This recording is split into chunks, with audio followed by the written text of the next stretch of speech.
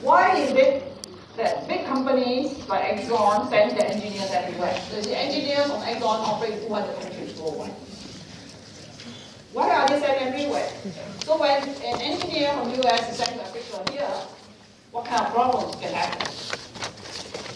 So let's think, what's Exxon's business? Petroleum. So surely Exxon will be sending their engineers to where they can get the raw material, Saudi Arabia, Africa. Why was Union Carbide in Bhopal? Why? Because at that time, they need a lot of pesticides. The market is there. Right? The government even offer them certain incentives to be there. Why are companies like Nike setting up in Mexico, Haiti, all the poor countries? Make use of cheap labor. Make use of tax arrangements that the government gave them. So there's incentive to send their people everywhere. But once these people go there, what problems can arise? The first one, of course, is that different cultures will have different values, different ways they do things, different religion. Now, religion and cultural practices are very sensitive. Like coming from Singapore, we all know how sensitive this is, so we don't even have to talk about that. But there are other things that may be not so obvious. One of them is gifts. In certain cultures, people give gifts very readily. For what? Friendship, right? But other people may be worried. What is the intent of this gift? Is the intent to bribe me? So people are worried about receiving gifts, giving gifts. The other thing is about nepotism. Nepotism means favoritism shown to relatives. Like if in Singapore we ask, is nepotism wrong? Should we be looking at meritocracy and not nepotism? But in certain cultures, nepotism is viewed as a way of fulfilling the family's obligations. I'll give you an example. Alright, let's say there's a poor country, people are very poor there. So there's this family with 5 children. Now surely they cannot send 5 children to school. They don't have the money.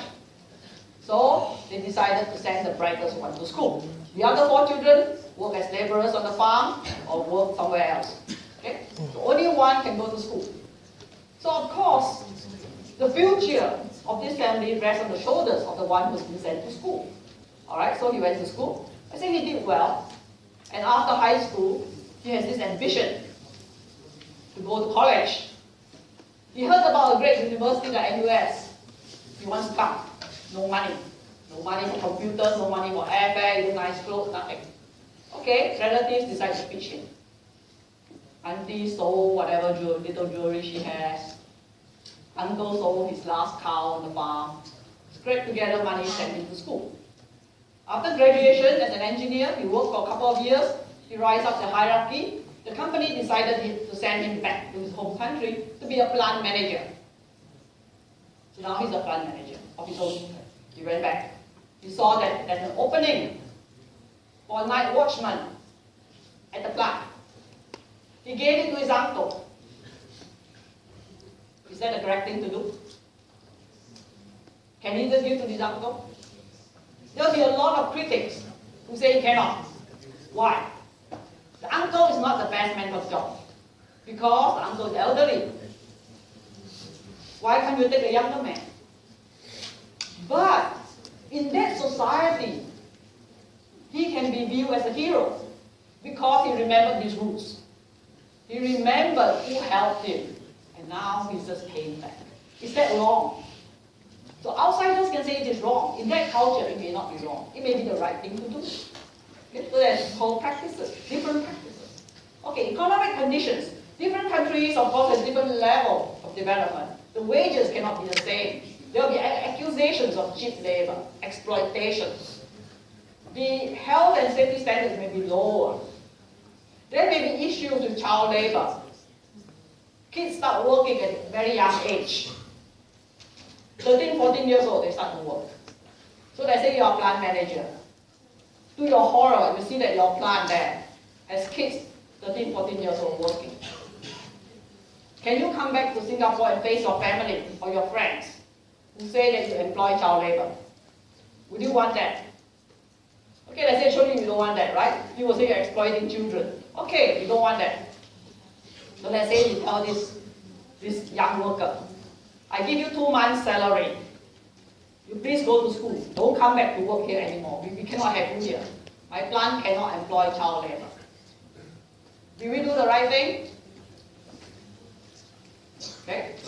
Alright, let's say the next day his mother comes to you, crying and begging you to take back the child. You say, how can I take back a 14-year-old kid working my plant? She said, you don't understand our situation in this country. She says, I have 5 kids. Now you see all my story, I have 5 kids, right? Okay, so she says, I have 5 kids. And she says, father killed in an industrial accident. This boy, 13, 14 years old, is the man of the family.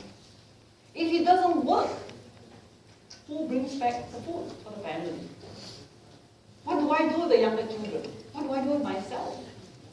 The consequences may be worse than for him to work as a child labor. So we will be in a dilemma, take or not to take back. So different problems. Background institutions. Now this is what we said about the Bhopal case.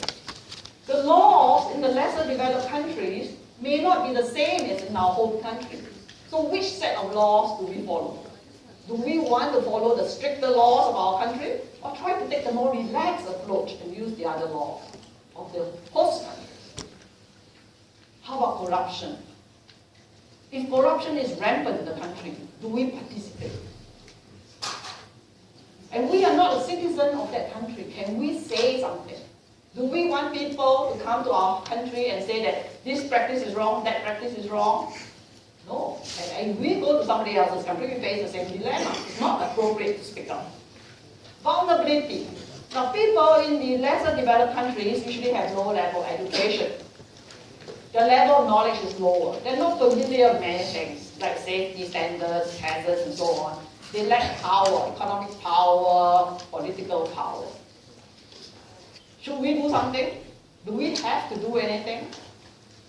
Okay, I'll give you an example about infant formula. You know, infant formula is a nutritious thing. Kids drink infant formula all over the world. But if you think about it, in some country, how do they use their water? They use well water, they use river water. Now if they mix it with the infant formula and feed it to the kids get sick. If we work for Nestle selling infant formula, should we push for the sale of infant formula in those countries, knowing that this is what's going to happen? Do we have to? Should we say we shouldn't? Okay, these are very, very tricky problems. Alright, so let's see, can the codes help us? There are so many engineering codes. Can they help us?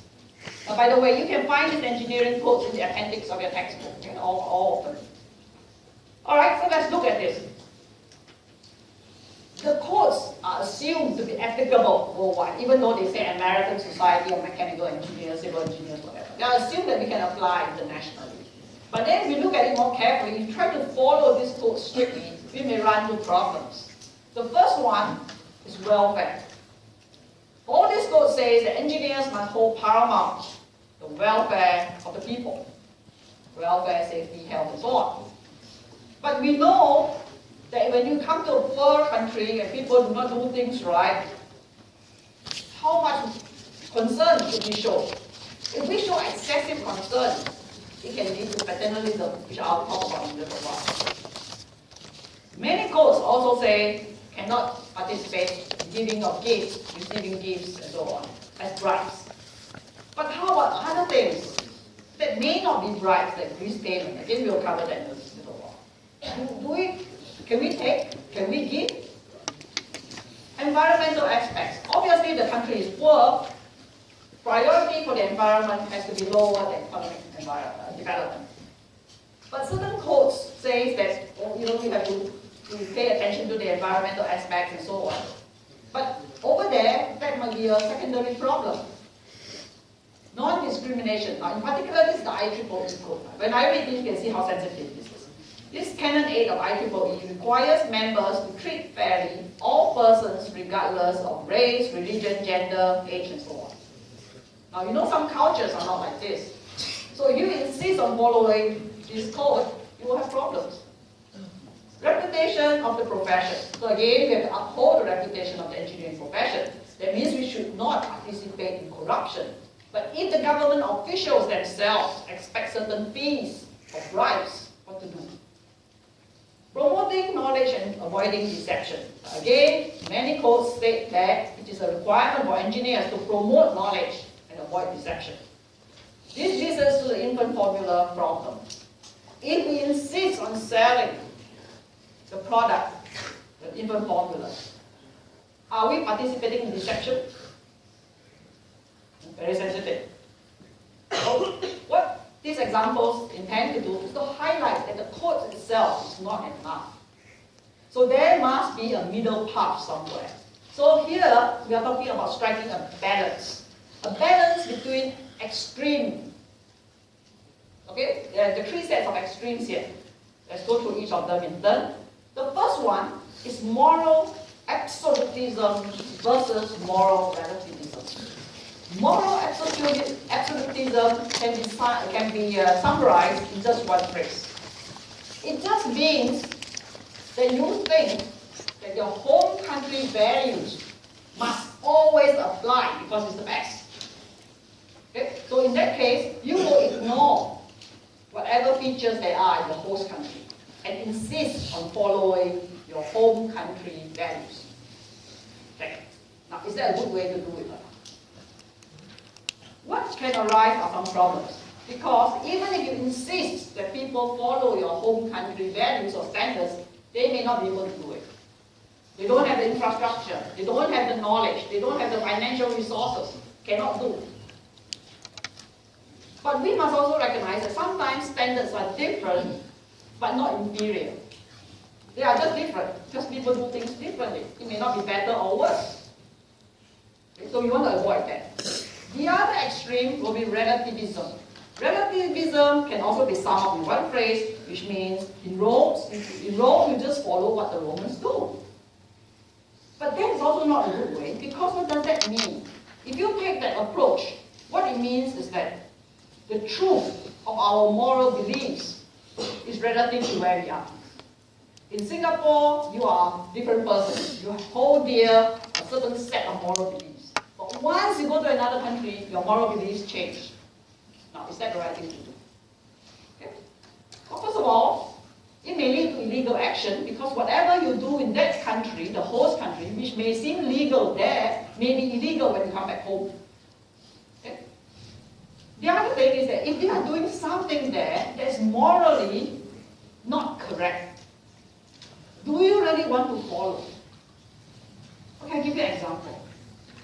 Let's say in this country, people treat their domestic helpers like slaves. Basically like slaves. Do you want to have a slave also? So, some people might think it's very interesting to have one. But then we know that it cannot be the right thing, right? But if you take this approach of relativism, we will do the same, which is not correct. Okay? So we take the middle path. Now the second set is assuming either too little or too much responsibility. So this is the concept of proportional responsibility. First of all, we recognize that we are engineers. And engineers did not take responsibility for certain managerial responsibilities. Okay? It is the manager's job to negotiate with the government of the host country about what they want to produce, where to site the plants. We as engineers must know that our job is on the implementation, design, production of technology. Of course, if the managers ask us for advice, surely we can give our advice, and we should give our advice. But that is not our primary responsibility. Okay, let's say that your company makes harvesting machines, and they're setting up a plant to make this harvesting machine in some country. And it turns out that in that country, all the hard work working in the field are done by women. We don't know what the men did, but the women did all the harvesting. So when we are as engineers are in charge of making this harvesting machine, we should design them to fit the users. So the women probably have lower strength, lower body size, maybe even lower level education, so it should be designed not to be too complicated and so on. That's our job. It is not our job to question why our company is investing in a country that practices gender discrimination. It is not. Okay, so this is meant by the concept of proportional responsibility. Okay, the last one, the last set here, is talking about laxism versus rigorism. Now, a person who practices moral laxism would be such that when he finds that a moral principle cannot be strictly applied, he says, okay, forget it. I'll take any action I desire. Now, this is, of course, not a good thing to do. Right? You just throw away all your moral principles. The rigorist, on the other hand, is unwilling to accept a compromise. The rigorist insists that moral principles must be strictly applied, regardless of the circumstances. Okay, so I'll give you an example here. Let's say you have a country where there's a disease that is fatal and quite rampant. A lot of people get it, perhaps the river water or whatever. To treat this disease, the government has been importing medicine. And because the medicine is imported, it's very expensive.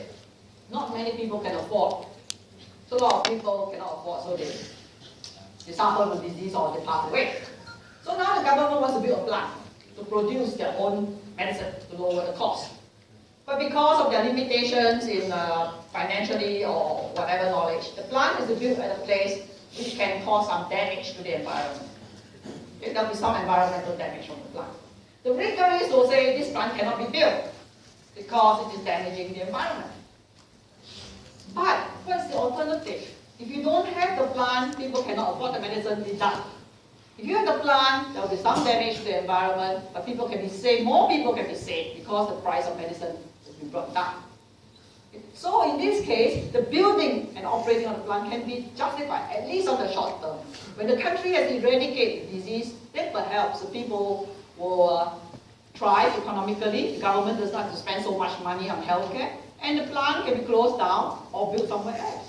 So this is meaning that moral rigorism also causes problems. Okay, so now this is striking a middle path between extremes. Then there are some guidelines. There are three sets of guidelines regarding the interpretation of our codes. The first one is to respect human rights. There's something called the UN, the National Bureau of Human Rights. You can see it in chapter 10 of Harris. And you can say, okay, human rights is so common sense. People all have a right to life. All of us have the right to life. But there are other things in this Bill of Human Rights that is quite sensitive. Because this human rights, this Bill of Human Rights was put together by the Western powers. So obviously there's a Western orientation to it. So besides people have the right to life, people have the right to freedom of thought, they also say people have the right not to enter into arranged marriages, the right to non-discriminatory treatment, the right to participate in government. Now many cultures don't allow that. So if you just want to go by this Bill of Human Rights, it's not sufficient. So the next one is avoiding paternalism and exploitation. Now these are on opposite sides of the scale. Okay? Paternalism means excessive or misplaced concern for human welfare. Exploitation is the opposite. You don't care. Too little concern. But this concept of paternalism, what is actually meant by excessive and misplaced concern? What do you mean by that? So I'm going to try to interpret it in another way, which perhaps is more obvious. Now, paternalism comes from the word paternal. Paternal means father, right? Now, how does a good thing like father get associated with a word that obviously has some bad meaning? Okay, so let's see how it can get associated. Let's say when you are very young, you like to play computer games. Who doesn't like to play computer games? Right? So you like to play computer games, but you get sort of addicted to playing computer games. So your father decides to confiscate the computer. He said, you must listen to me, because I know what is best for you. I have to confiscate your computer because if I don't do so, you don't pay attention to your schoolwork. And if you don't study very hard, how are you going to get to NUS? You are going to end up going to, well, wherever we end up. Okay? I didn't say anything, okay? Don't misinterpret anything here. Okay, alright. So, remember this phrase, I know what's best for you. Okay, so keep it in the back of your mind and we'll come to the example. Alright, exploitation is you don't care. You don't care. Now I give you this example, you tell me whether it's exploitation. Now, this example deals with a copper mining company. The name of the company is called CopX. CopX is the most powerful copper mining smelting company in the world. They pretty much control the world's prices. Okay? And then there's another party called Country Z. Country Z is a very poor country. The terrain, the weather is not suitable for agriculture, something like this. But it has lots of copper ore. So CopX wants to get their copper ore. So they move into Country Z and they buy the copper ore at the lowest prices. They pay the workers in Country Z the lowest wages. Country Z, people need employment. The government needs foreign revenue. So CopX moves in. Now CopX makes a lot of money because they buy low, they sell high at the world market. They use some of this money to pay off the corrupt officials of Country Z. They say, issue no more licenses. Don't issue any more licenses. Just let me be the only company. Of course, the corrupt officials have taken the money. They turn down all other applications. Is this exploitation? There are two parties, CopX, Country Z. Do you see exploitation here? Yes, good. Why? Now what strikes us as exploitation between two parties? You can see these two parties do not operate on the same level, right? Somebody is calling all the shots. CopX calls all the shots. They pay whatever they want to pay. So when there's asymmetry in a relationship, then this is possibly exploitation. You have two parties, a dominant party, which is CopX, who exercises discretionary control over the resources. They pay the workers low, they pay the ore low. And then there's a subordinate party who entered into this exploitative relationship because they need the resources provided by the relationship. They need the money from CopX. Okay, so you can see that the resources for Country Z are used without adequate compensation by CopX. Okay? Now, obviously, if someone asks you, do you want to be exploited? The answer is definitely no. So exploitation is usually wrong because it violates the moral agency of individuals, all of us. And no one wants to be exploited. And it doesn't give us free and informed consent. But sometimes some degree of exploitation can be justified if there's greater good. And this example you can get from Harris, so I'll just briefly explain it. Harris brings the example of the clothing company. Okay? Or let's say, for example, even shoe company like Nike. Each worker in their factory paid small amount of money, few dollars to sew a pair of shoes. The shoe sells on the international market for hundreds of dollars. Of course, Nike gets a lot of money. So if you ask, is there exploitation? The answer is probably yes. But is there greater good? Now let's assume that these workers are working in an environment that's safe. Now we are not talking about problem safety. They are safe and they are not held against their will. They willingly take on the job. You ask the workers, you know, your wages are so low. Nike makes a lot of money outside on your sweat. Why do you want this kind of job? The workers can very well tell us this is a much better alternative than what they previously had. Many of them came from the rural areas. The farmland gets smaller and smaller with each generation. They are dependent on the weather. Crops fail, whether flood or drought. When the crops fail, they cannot feed themselves. They enter into debt. How to pay off their debt? Could be very severe. They have to leave home. They have to resort to prostitution. So all these are very bad alternatives. So for the workers, they say, why not? This is a steady state of income. I come to work, I get money. It's not like I work in the farm, sometimes I don't get any crops because the weather failed. The government of the country may also like it because it generates employment. When there's employment, people are less prone to unhappiness. The economic situation improves. People are